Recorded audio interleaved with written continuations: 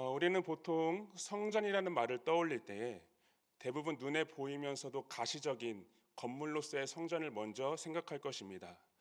화려함을 자랑하였던 솔로몬의 성전부터, 그리고 르네상스의 건축물이었던 많은 성당들과 또 계몽주의 교회들, 그리고 현재 한국 교회들까지 우리는 아마 성전이라는 질문에 제일 먼저 이런 건물로서의 교회를 떠올릴 것입니다.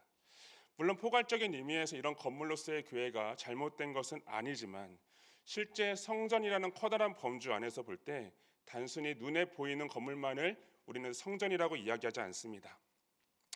눈에 보이지 않지만 예수 그리스도로 말미암아 하나님의 성전이 거하는, 하나님의 성령이 거하시는 모든 신자들을 가리켜서 우리는 하나님의 성전이라고 말할 수 있을 것입니다.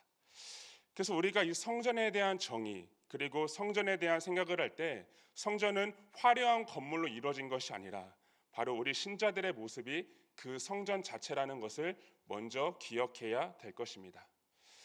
그런 측면에서 오늘 말씀을 볼 때, 오늘 우리가 함께 읽은 말씀인 이 에스겔서 역시 성전에 대하여 말씀하고 있습니다. 오늘 말씀의 전체적인 배경이 되는 이 에스겔 선지자는 1차적으로 바벨론의 포로로 끌려갔던 인물이었습니다. 당시 에스겔은 예루살렘의 멸망을 선포하였고, 예루살렘뿐만 아니라 주변 민족들과 주변의 나라들, 그리고 많은 족속에 대한 하나님의 심판을 선포하였습니다. 이것은 궁극적으로 이 땅의 모든 나라가 영원하지 않다는 것에 초점을 두고 있습니다. 결국에는 모든 나라가 영원하지 않고 하나님의 심판 가운데 끝을 향해 가고 있다는 것이죠. 하지만 하나님의 나라는 영원하며 예수 그리스도로 말미암아 세워진 그 새 언약으로 인해 그 영원하신 하나님의 나라가 이 땅 가운데 임할 것이다 라는 것이 바로 에스겔서의 가장 중요한 부분일 것입니다. 그리고 오늘 40장에 넘어와서 이제 에스겔은 환상 가운데 하나의 성전을 보게 됩니다. 그리고 그 성전의 내용을 보면 매우 구체적이면서도 명확하고 그 내용이 매우 심오한 것을 볼 수 있습니다. 대략적으로 그냥 추상적인 내용을 이야기하고 있는 것이 아니라 성전의 길이와 높이, 그리고 번제단의 길이와 높이, 그리고 더불어 제사장들의 모습까지 매우 구체적으로 말씀하고 있습니다. 그래서 우리는 이 에스겔서 40장 이후에 등장하고 있는 이 성전이 도대체 무엇을 의미할까에 대한 질문을 충분히 할 수 있을 겁니다. 앞서 말한 것처럼 예수 그리스도로 말미암아 새 언약에 대한 말씀을 우리 가운데 강조하고 있고, 모든 나라는 영원하지 않지만 오직 하나님의 나라가 영원하다는 것을 그렇게 강조한 후에 바로 이런 성전에 대한 말씀을 우리 가운데 하고 있다면, 그것이 절대 눈에 보이는 성전의 모습만을 다루고 있는 것이 아닐 것이기 때문입니다. 더군다나 이 에스겔이 8장에서 보았던 그 예루살렘의 성전은 온갖 죄악과 우상으로 가득하였던 반면에 이 40장 이후에 등장하고 있는 성전의 모습은 매우 거룩하고 하나님께서 바르게 세우신 모습이기 때문에 도대체 이 성전을 통해서 무엇인가를 말씀하고자 하시는 것일까에 대한 고민을 할 수 있다는 것이죠. 그렇다면 이 에스겔서에서 말씀하고 있는 그 성전에 대한 의미가 도대체 무엇일까요? 먼저 이 질문에 대한 답을 살펴보기 전에 오늘 우리가 함께 읽은 본문을 주목할 필요가 있을 겁니다. 오늘 말씀을 보시면 하나님께서는 성전을 정결하게 하기 위해서 1년에 2번씩 속죄제를 드리라고 말씀하십니다. 보통 속죄제라 함은 백성의 죄를 위해서 드리는 것이 일반적인 모습이기 때문에 오늘 말씀을 보실 때 성전을 정결하기 위해서 속죄제를 드린다는 것은 우리가 일반적으로 볼 때 이구심을 가질 수 있습니다. 보통 그 성전은 이미 그 자체로 거룩하고 정결한 곳인데 왜 속죄제를 드려야 되는가에 대한 겁니다. 성전은 하나님의 임재가 머무는 곳이고 하나님의 영광이 가득한 곳이고 죄인된 인간이 하나님께 나아갈 수 있는 유일한 곳으로 하나님께서 구별하셔서 세우신 곳인데, 그 성전을 위한 속죄제를 왜 드려야 될까요? 하나님께서 그렇게 말씀하신 것은 그 성전이 거룩하지 않아서가 아니라 성전은 매우 거룩한 곳이 되어야 되기 때문입니다. 오늘 20절의 말씀을 보시면 성전에 출입한 자가 본의 아니게 저지른 죄에 대해서 언급합니다. 워낙 많은 이스라엘 백성들이 성전을 출입하다 보면은 부지 중에 알게 모르게 저지른 죄가 있을 것이고 그로 말미암아 거룩한 성전이 오염될 수도 있을 것입니다. 그리고 그와 같이 작은 죄라 할지라도 매우 거룩하신 하나님께서 거하시는 곳이기 때문에 그 죄를 절대로 용납할 수 없다는 거죠. 더욱이 성전은 하나님과 인간을 이어주는 그런 아주 거룩한 곳이기 때문에 그러한 죄를 위한 속죄제를 드리라고 말씀하고 있는 겁니다. 그래서 그 속죄제를 드리라고 하신 날짜가 언제입니까? 오늘 말씀을 보시면은 새해를 시작하는 첫째 달 초하룻날에 드리라고 말씀합니다. 그리고 그 달 7일, 이것은 72년 복원으로 보면은 7월 초하루를 말합니다. 새해를 시작하는 날과 하반기를 시작하는 그날에 하나님 앞에 성전을 위한 속죄제를 드리라는 것입니다. 그것은 하나님께서 거하시는 성전을 구별하여 정결해야 될 것을 말씀하고 있는 거죠. 그렇기 때문에 오늘의 이 본문 말씀은 성전의 어떤 외형적인 측면에 초점을 두는 것이 아니라 성전이 얼마나 거룩한 곳이며 하나님의 임재와 영광을 드러내고 있는가에 대해서 우리에게 말씀하고 있는 겁니다. 성전은 하나님께서 세상을 구별하여 세우신 곳이기 때문에 매우 거룩한 곳입니다.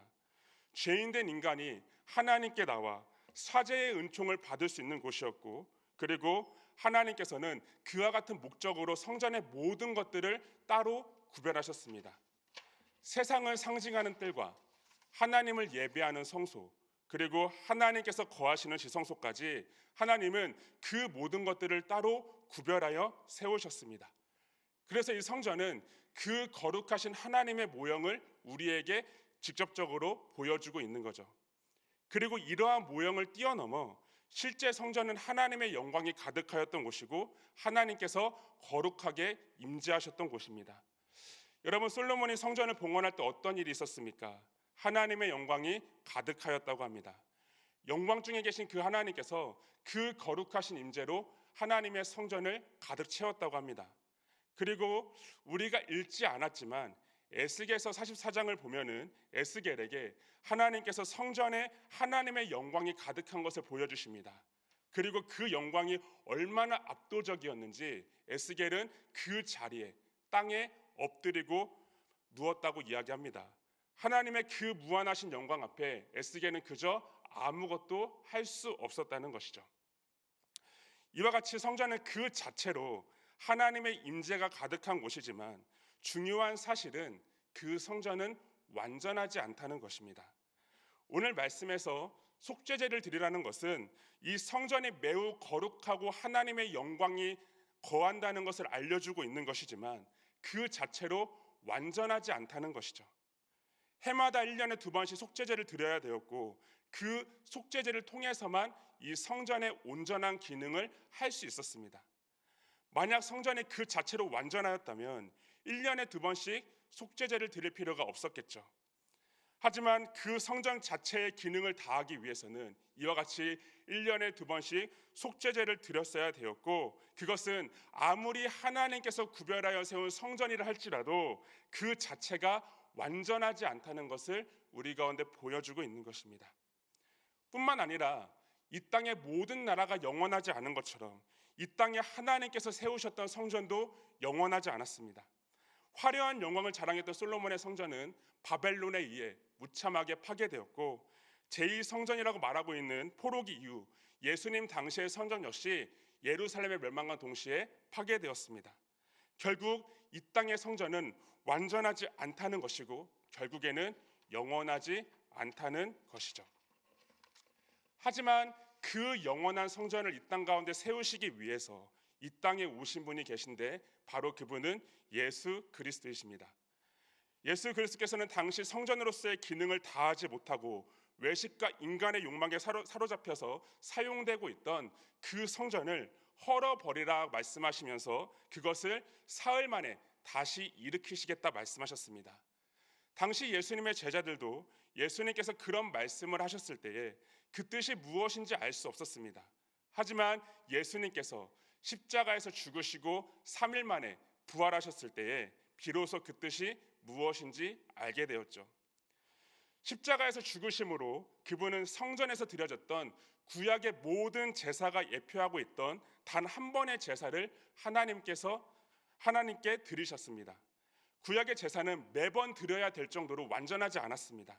하지만 참 하나님이시면서도 참 인간이신 예수님께서 직접 희생 제물이 되셔서 드리신 단 한 번의 제사는 완전한 속죄를 이루셨습니다. 더 이상 이전 성전에서처럼 제사를 반복하지 않아도 되었고 단 한 번의 제사로 완전한 속죄를 이루게 된 거죠. 그래서 예수님께서 십자가에서 죽으셨을 때에 성전의 지성소와 성소를 맡고 있던 휘장이 찢어지게 된 것도 예수님께서 이와 같이 완전한 속죄를 통하여서 더 이상 죄인된 인간이 하나님께 나아가지 못하는 것이 아니라 이제는 누구든지 그분으로 말미암아 하나님께 나아갈 수 있음을 우리에게 보여주고 있는 겁니다. 그리고 앞서 말한 것처럼 성전의 기능은 죄인된 인간이 하나님께 나아갈 수 있는 유일한 길이었습니다. 마찬가지로 예수님께서도 이 땅에 오신 것은 바로 그 유일한 길을 만들기 위해서였고 그 길은 친히 하나님과 우리 인간 사이에 중보자가 되심으로써 그 길을 만드신 것이죠. 그래서 구약의 성전은 여러 측면에서 완전하지 않았지만 그 실체로 오신 예수님께서는 완전한 성전을 이 땅 가운데 세우셨고 그분은 지금도 친히 성전의 모퉁이 돌이 되셔서 그분을 믿는 모든 신자들과 함께 하시며 그들의 견고한 기초돌이 되어주십니다.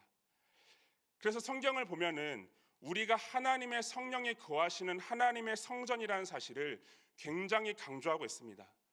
구약의 성전은 건물이었다면 이제 예수 그리스도로 말미암아 새 언약의 백성이 된 우리는 하나님의 성령이 거하시는 하나님의 성전이기 때문입니다. 그리스도께서는 우리의 견고한 기초돌이 되어주셨고 우리는 그 위에 지혜로운 건축자처럼 우리의 성전을 세워나가는 자들이 되었습니다. 앞서 보았던 것처럼 성전은 매우 거룩한 곳입니다. 정결한 곳입니다. 우리는 거룩하지 않지만 하나님께서는 예수 그리스도로 말미암아 우리를 거룩하다 선언하셨습니다. 그리고 우리의 모든 죄를 정결하게 하셨습니다. 또한 성전은 하나님의 영광이 가득하고 하나님의 임재가 가득한 곳입니다. 그래서 하나님께서는 지금도 우리 안에 항상 임재하시며 우리 안에서 그분의 영광을 드러내고 계십니다. 그래서 우리는 그분께서 우리 가운데 행하신 일로 하나님의 성전이 될 수 있었으며 비록 우리가 거룩하고 정결하지 못할지라도 하나님 앞에 우리가 거룩한 자로서 부르심을 받을 수 있었던 것입니다. 그래서 오늘 예수계서에서 궁극적으로 말씀하고자 하는 이 성전에 대한 의미가 무엇인지 그것을 살펴보면 오늘 예수계서에서 말하고 있는 그 성전은 어떤 눈에 보이는 성전을 말하는 것이 아니라 바로 예수 그리스도로 말미암아 새 언약의 백성이 된 저와 여러분들을 말하고 있는 것입니다. 그리스도께서는 새 언약의 모형이 아닌 실체로서 이 땅에 오셨고 그분께서는 모든 언약을 직접 이루심으로 그분을 믿는 모든 자들과 함께 하시며 그들을 하나님의 백성으로 부르셨습니다. 그래서 예수계서 37장을 보면은 이 새 언약에 대한 약속과 함께 다음과 같이 말씀하시는데 그것은 내 성소가 영원토록 그들 가운데 있을 것이라는 겁니다. 하나님의 백성으로 하나님이 거하시는 처소로 예수 그리스도로 인하여 새 언약의 백성들로서 하나님께서 부르셨다는 것이죠. 우리는 비록 완전하지 못하지만 우리를 위한 속죄 제물이 되신 그 예수 그리스도로 말미암아 완전한 자로 세워지게 되었고 견고한 기초돌이 되신 그분과 우리 안에 거하시는 성령으로 말미암아 우리는 거룩하고 흠없는 하나님의 성전이 될 수 있었습니다. 그렇다면 이와 같이 우리가 하나님의 성전이라면 우리는 과연 어떻게 살아가야 될까요? 우리가 하나님의 성전이라면 우리는 우리의 성전을 아름답게 세워나가야 됩니다. 우리가 하나님의 성전이라는 것을 말씀할 때 가장 많이 우리가 언급하고 있는 말씀이 고린도전서 3장 16절 말씀입니다.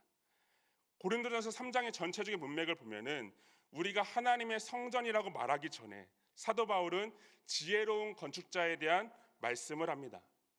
예수 그리스도라는 견고한 터를 닦고 그 위에 무엇인가를 세울 때에 심판날의 불에 타지 않을 보석들로 세우라는 것이죠. 당시 고린도 지역에는 큰 화재가 있었는데 거의 대부분의 것들이 없어질 정도로 큰 화재였다고 합니다. 하지만 보석들은 그 가운데 불에 타지 않았고 오직 그 보석만이 그 견고한 그런 화재 가운데서도 견딜 수 있었다는 것이죠. 그래서 이것은 하나님께서 각 사람의 행위에 따라서 시험하시고 판단하실 때에 우리의 모습이 썩어지고 불타 없어질 것들로 가득 채워지는 것이 아니라 그날의 아름답게 빛날 보석들로 채우라는 것을 말하고 있는 겁니다. 그래서 우리는 지혜로운 건축자가 되어서 견고한 기초돌이 대신 그 예수 그리스도라는 터 위에 우리의 아름다운 모습들을 채워 나가야 됩니다. 그럼 그 모습이 구체적으로 무슨 모습이겠습니까? 비록 우리가 성전으로서의 기능을 다해야 된다는 것이고 다시 우리가 그 성전으로서의 기능을 회복해야 된다는 것입니다. 앞서 말한 것처럼 우리는 거룩한 자가 아닙니다. 하지만 예수 그리스도와 연합함으로 인하여서 그분의 이루어심이 우리 가운데 이루어심이 되었고 그분의 거룩하심이 우리를 거룩하게 만들었습니다. 하지만 실제 우리는 거룩한 자가 아닙니다. 그래서 우리는 마땅히 우리 안에 거하시는 예수 그리스도를 닮아가야 됩니다. 그분을 닮아가며 더욱이 우리가 세속적인 삶을 추구하는 것이 아니라 세상과 구별된 하나님의 백성으로서의 삶을 우리가 이루어 나가야 된다는 것이죠. 그리고 우리 안에 거하시는 그분의 영광을 우리는 날마다 드러낼 수 있어야 됩니다. 우리의 모습이 구별된 자로서 거룩한 자로서 하나님의 말씀을 따라서 살아간다면 반드시 필연적으로 우리는 하나님의 영광을 드러낼 수밖에 없을 것입니다. 그래서 우리가 세상에서의 영광을 취하고 그 영광을 따라 살아가는 것이 아니라 하나님의 영광을 드러내는 그런 삶의 무게를 두며 우리는 그 방향을 향해 나아갈 때 비로소 우리는 하나님의 성전으로 아름답게 세워져 나갈 수 있을 것입니다. 그리고 그러할 때 오늘 그 지혜로운 건축자처럼 우리가 썩어지고 불에 타 없어질 것들로 우리의 성전을 가득 채우는 것이 아니라 불에 타지 않을 그 아름다운 보석으로 우리의 성전을 채워 나갈 수 있을 것이며 그러할 때 우리는 하나님께서 거하시는 아름다운 처소로 비로소 만들어질 수 있을 것입니다. 그러므로 사랑하는 여러분들, 우리가 우리 안에 거하시는 그리스도를 닮아가며 그 거룩함을 우리 가운데 날마다 드러낼 수 있는 그런 삶이 되기를 간절히 소망합니다. 우리가 어떤 인간적인 것들을 추구하는 것이 아니라 하나님께서 보시기에 우리가 아름다운 성전이 되기를 간절히 바랍니다. 그것은 다른 것이 아닙니다. 우리 안에 거하시는 그분을 우리가 닮아가면서 그분과 같이 우리도 거룩함을 향해 나아가는 것이고 그분과 같이 하나님의 영광을 우리의 삶 가운데 드러내기 위해서 힘쓰며 나아가는 겁니다. 그리고 이와 같이 우리가 하나님의 성전이 된 것이 우리의 어떠함이 아닌 오직 예수 그리스도의 은혜였다는 사실을 우리가 날마다 기억할 수 있기를 바랍니다. 그 은혜로 인하여서 우리는 아무런 자격이 없지만 하나님 앞에 완전한 자가 될 수 있었고 거룩한 자가 될 수 있었고 이와 같이 그분의 백성으로 부르심을 받을 수 있었습니다. 그리고 그 은혜를 생각하면서 우리가 우리 안에 그 하나님의 성전을 아름답게 세워나갈 수 있는 저와 여러분 되시기를 간절히 소망합니다.